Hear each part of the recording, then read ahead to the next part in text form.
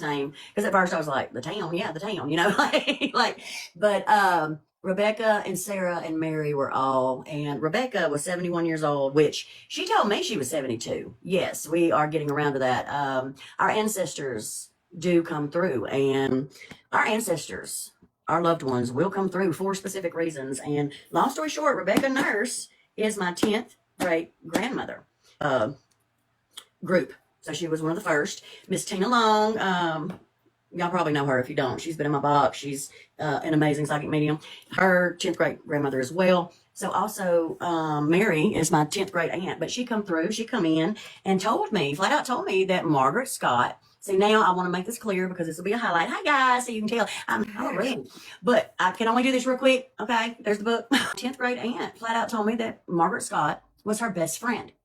So of course I go to Tina, and Dawn has very much, I've mentioned it to Miss Lee, but we got a flash. I got a hold of Miss Tina, and we did some research and found out for sure that my 10th grade Aunt Mary, that was also executed, and her 10th great grandmother, Margaret Scott, were in fact the last group to be executed. With all the research, they name them. I think there's one person in between them. They did, like, they were executed together. They spent their time in this small, tiny little cell together. I've been able to validate all that. And I'm like, I've had a lot of cool stuff happen. Most people know I had no idea when we did the Salem lives.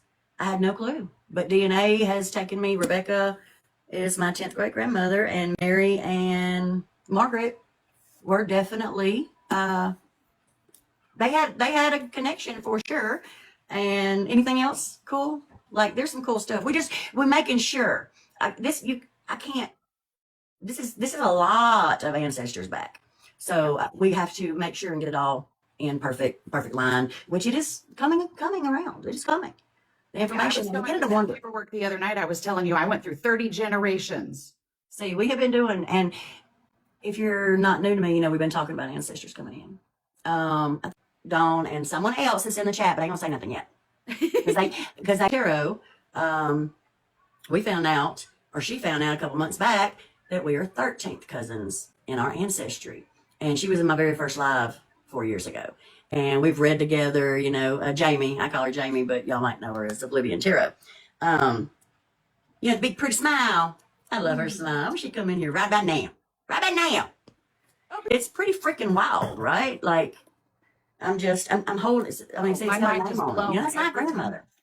Yeah, my mind's blown every time I start digging into it, and I find just like a new little gold nugget of information, and then I found out really was, she was, her husband was like, not the preacher or whatever, but over the church. She was a very, very Christian woman, as in, like, I know I'm different than those are different, right? So it's hard for me to explain, but she was in 1692, you can imagine. And they hung her. A very godly woman. Yeah. So she was very, very good. Even there was supposedly a neighbor she had gotten into a disagreement with, and when they were prosecuting her, he was one of the 39 people that went up and said, "Hey, you know what? We had an argument, but she ain't a bad lady." Yeah. And I don't like that. Far back. And what Mary had told, so Mary and Rebecca definitely come through. I was seeing one of them and getting information from two, possibly, we still got to figure it out, but she specifically said, and when I went over a channel right, now if you don't know what channel writing is, you can ask me anything, okay? I do. Yes, you do. But you don't. It's, if you don't see, it's just based, I just saw her pop in. We just talked all about hers. And here she is. Hey, girl. What's up, girl? I talked to you. But we were just talking. I just got the Rebecca Nurse Salem Witch book in. And I was explaining the whole situation and the reason. But Mary, which is my 10th great aunt, is the one that said Margaret Scott was my best friend. Now, best, I don't know. But I was just, can you imagine my head? That's still the one that was in there with her, correct? She was the one with Margaret, yeah. They were in prison together, but they didn't, they weren't tried together. Right, but they were executed together. Yes. Correct. And I was just, right when you come in, I had just got through talking about how scared I was to tell you that. Because I kept hearing it, and she kept saying it. And I'm used to this, but to reach out and tell you was that was wild. Yeah, I love how everything's coming together. It's amazing how our ancestors bring people together and tell stories. Like, it's blowing my mind. I'm telling you, Miss Dawn here has been helping me with all this research. You know, I have a lot of history things that are available to me on hand, and you know, She's an I author, love it guys. when people pick my brain. So I will share whatever I can pass on, and if I don't know it now, I will learn it. She so I don't can learn get it, to yeah. you. It's freaking, it's amazing though. It really is. Like, and they even call, there was one person in between sisters come in and they want their story told. And that's my case anyway. Oh, absolutely. Because And I think with Mary, because a lot of the first information they found, they were only talking about the two sisters when there was actually three. Yeah. And so they left her. Margaret, and yeah, they don't really talk about her much. I just got it. See, I'm gonna see if there's a link opens. This is our ancestors will come in, our loved ones will come in strictly if they know you have a connection with this person and they want to get a message to this person. If it's an important message, our loved ones on the other side will find a way to get that message to you. And I think they love reaching out, especially to those that want to learn about them. that part, because they know that they're being honored right now when we're trying to get their story out. So, Right. Right. Yeah, they're no longer just names on pages. We want to learn about who they were. But I mean, how wild is that? We're sitting here now. I can't explain it, but I remember how I felt. She was so excited that we were honoring her. You're Margaret, your grandmother. But I'm a tree. Okay, think about this: the tree that had been struck by lightning. Lightning, y'all remember? yes. Yes. It was struck 10 times in the same place. That's not a coincidence. That Your is 10th great grandmother, my 10th great grandmother, my 10th great aunt. I see where you're going with that. Yeah. So yeah, girl, this brain's been going. I mean, I'm used to it, but this is beyond phenomenal. Like it's 10 generations back. Shoot, I love it. It's And, amazing. I think they're happy too, because like you said, we honor them, and these poor women lost their life because somebody accused them of something they didn't even do. And see, yeah, Part that's of another that reason I was- wanted to talk to you. The things that she said. I think the timing of all this coming together is important too. Because remember, just a few months ago, Oblivion found out that we are 13th cousins. Jamie, Oblivion, Tara, that's true. Well, one thing that I always remember being taught about history is you learn your history or you're doomed to repeat it. So what's coming for us to be learning these ways now?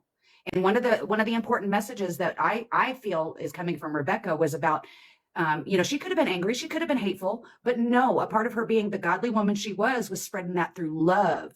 And everybody, yeah, from the research I've done. But most of them were medicine women, not. Yeah, they were healers. That's how I found out I'm married. That's Because why I she thought it was was fascinating that when they put her name together, it was town nurse. They had used the maiden name and her married That's name. Rebecca. That's Rebecca, yeah. Yeah, but I was like, as soon as I saw the name, Rebecca Town Nurse, I was like, oh my gosh, they prosecuted a healer. Yes. When they were here.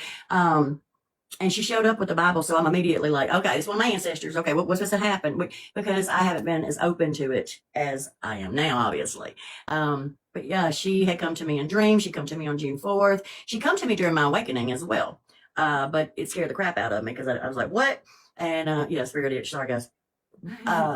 Like Lee said, she's always going to go to astrology. We were working through patterns they faced in their time. It's exactly what is the lesson we're going to learn from all of this. Right. So Yeah, because obviously there's something that's going to get it's fixing to repeat, and we need to change it. Oh, I just got goosebumps when you said that. see, that's why I want to know. I can believe that, Dawn, because I don't know if you're familiar with or know anybody in Salem, but I know somebody that I keep up with TikTok. I've been following her for a couple of years, but not too long ago, I would say within the last year, some of these issues are being stirred up again in Salem. Oh, wow. Oh, in Salem Really? specifically? Yes. Oh my gosh. And Lee just said, could it be what people consider the quote, witch's wound, stigma around our abilities? Oh, I feel like very much that's part of it. Yes, because they are going back to, I don't know if I'll have to send you her link, but she goes live sometimes, and she was telling the story. Her husband actually had to step in and help the townswomen because they were saying that they were worshiping the, Mhm. Yeah. And that's what they were saying about them, by the way. There's some people. Maybe that's what they're pointing us to is instead of uniting, they're trying to turn things back into patriarchal or God, I can't get that word right. That's what a lot of people keep bringing up is everything is trying to go back to that very male dominated ruling. Yes. And that are going through different types of what some call awakenings. Mhm. It depends on your definition. And